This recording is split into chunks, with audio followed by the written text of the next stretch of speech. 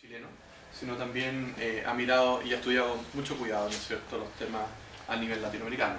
Así que para nosotros es un honor tenerte, Lucía, y bienvenida, y adelante. Muy bien, muchas gracias. Al contrario, me encanta estar acá. Siempre son pocos los que trabajan estos temas, así que el esfuerzo de SEAMA siempre ha sido bienvenido. Y ojalá sigan creciendo, digamos, los espacios para discutir estas iniciativas de investigación y de política pública. Y de partida, yo he preparado una presentación que está basada en evidencia, pero no voy a citar los autores, ni me voy a dedicar, digamos, a poner la poca evidencia que hay, sino más bien he organizado una presentación que tiene que ver con las discusiones sobre el tema de la policía. Lo que ha pasado, cómo están ahora, cuáles han sido los cambios y principalmente cuáles son los aprendizajes de todo esto. En algunos casos voy a citar algunos estudios, pero ya ustedes saben mejor que yo que en América Latina estudios de policía basados en evidencia hay poquísimos. Los pocos que hay, uno podría, digamos, discutirlo metodológicamente de forma seria también. Y la mayoría de los datos, las miradas que hay más teórico-conceptuales respecto al tema de la policía vienen de contextos internacionales que son diametralmente distintos a los nuestros, entonces que nos hacen un poco entrar en duda respecto a si los aprendizajes o las políticas que proponen después pueden ser aplicados acá. Y en ese sentido yo voy a primero hablar de las policías, en plural, porque voy a hablar de las policías en América Latina. En algunos casos voy a hacer específica mención a las policías chilenas, porque en algunos casos realmente destacan por lo bueno y también por lo malo. Después los problemas del contexto en el cual están metidas estas instituciones policiales, cuáles han sido las reformas, los resultados y, digamos, al final las policías de nuevo, ¿no? Porque después de todos estos procesos de reforma, cambio, interacción, vuelven a quedar las instituciones y la pregunta es si después de 20 años continuados de iniciativas de reforma han cambiado sustantivamente.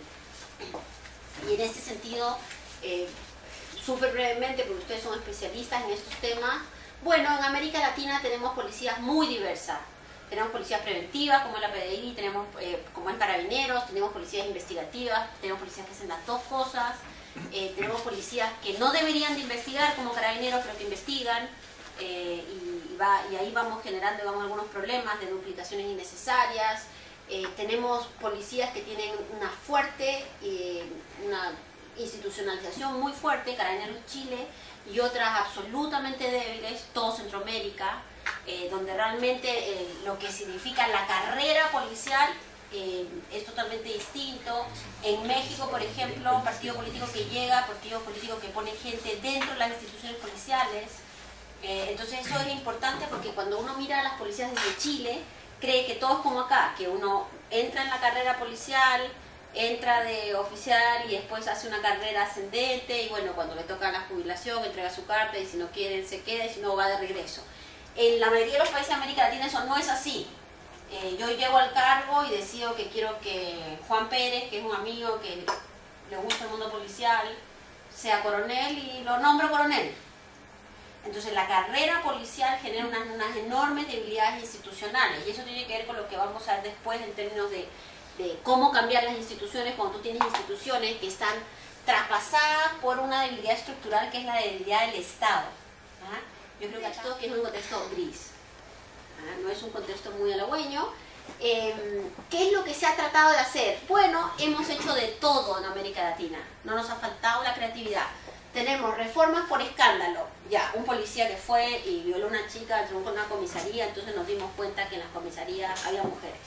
Sacábamos a todas las mujeres de comisaría, hicimos comisarías especiales. Policías que disparan abiertamente a matar. Brasil, que casi hay. En Río, el año pasado, la tasa de homicidio, de enfrentamiento por parte de la policía era casi la mitad de la tasa de homicidio general. O sea, había un problema muy serio. Entonces ahí se responde. Y después hay otro tipo de reformas que ya son las más planificadas. Para mi gusto, la mejor de todos, los dos planes cuadrantes. El plan cuadrante chileno y el plan cuadrante colombiano. Se llama igual, plan cuadrante, y no es una copia, pero es bien parecido. Que son planificaciones internas. Obviamente, acá juegan roles importantes los medios de comunicación. sobre todo las que son por escándalo, las ONGs, sobre todo las que están vinculadas a temas, digamos, de denuncia en términos de uso o abuso de la fuerza, y algunos expertos internacionales que se han hecho millonarios a nuestras expensas, porque han venido a contarnos cómo solucionar nuestros problemas. Y yo tengo enorme aprecio a la mayoría, pero $5 millones para 152 ideas de cómo reformar la policía en México lo encuentro un poco mucho. ¿Cierto?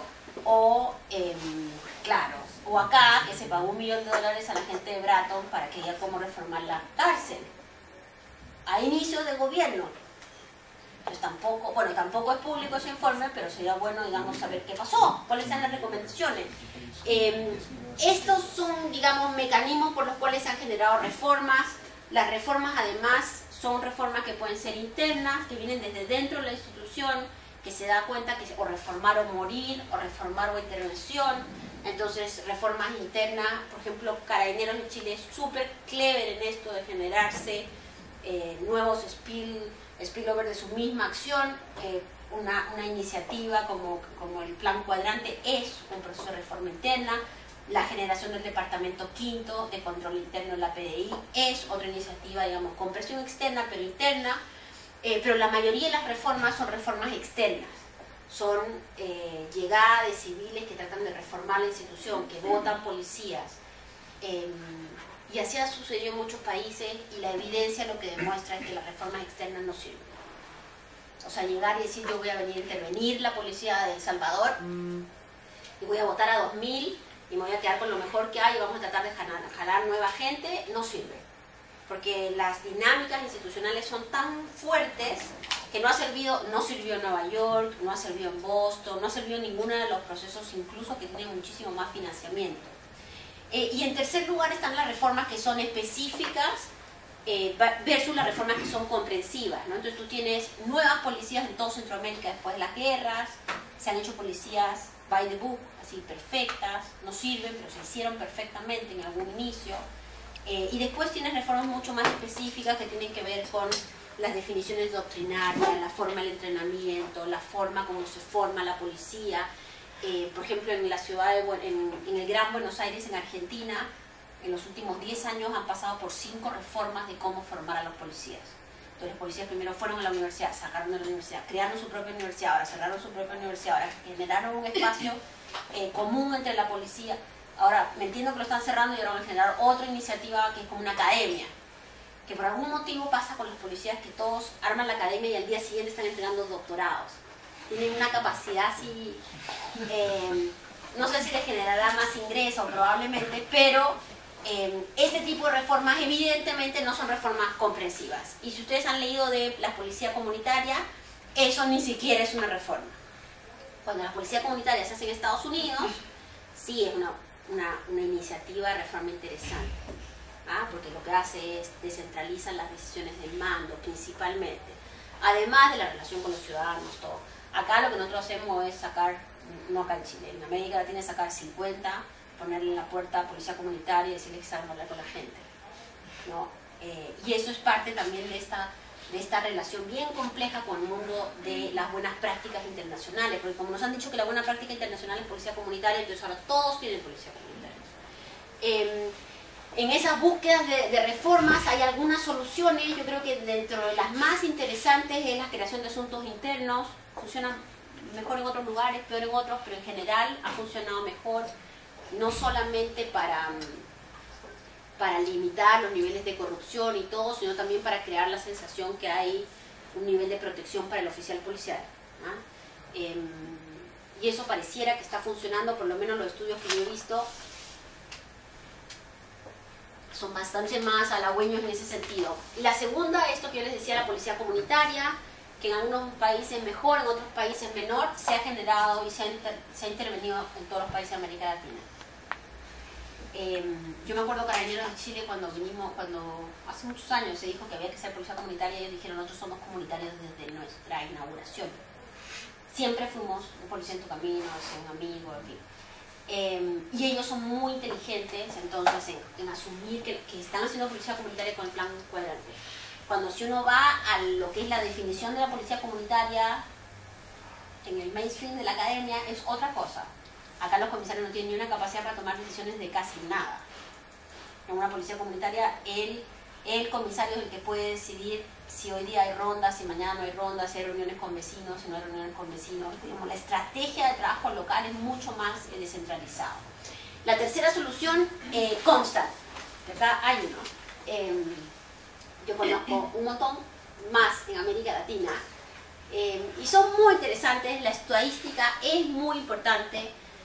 Yo soy de las que cree que sin estadística y sin información no llegamos a ningún lado, como todos ustedes que están por eso ansiamos.